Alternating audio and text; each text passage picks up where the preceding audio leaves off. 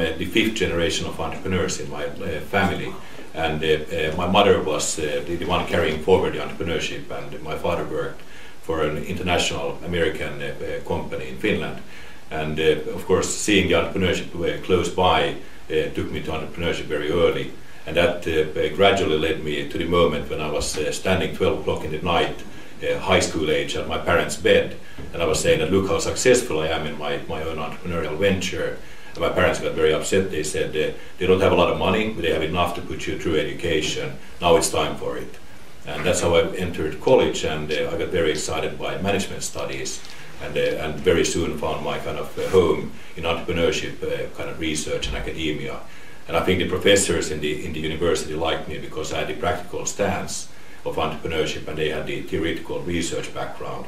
So we became very good kind of collaborators and worked together on making an impact not only in research but also of course in the classroom environment and beyond. I had an uncle who had a quite successful landscaping business, and he was a landscape architect, and I worked for him for a number of years, and then of course at some point I became a little bit cocky, if you want, and I said to him that I could do this on my own, I don't need you, and he must have liked me because he said, go on your own, I know that you don't have a lot of equipment and money, but I like the boldness, and if you ever need, you can come and borrow my bobcats and my excavators and my lorry.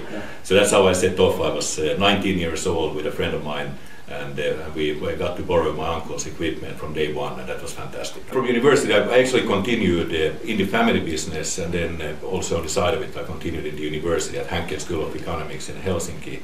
And at Henrik I had a number of different roles. I started off as an assistant to professors, working in the so-called help desk, and then over the years I became an assistant professor. That took me to Spain. I was in Barcelona for 9 months, and then came back and defended my thesis, which was in entrepreneurship and management. And actually on the night when I defended my thesis, when we were celebrating, the principal of the school, the rector, stood up and said that we also have an announcement to make here tonight. Henrik is becoming the director of our EMBA program here in the university. So I really never had a chance for a postdoc life and any research. I went into administration very quickly, and already then I'd been working for a number of years in executive education. And kind of the international aspect came very quickly into my life.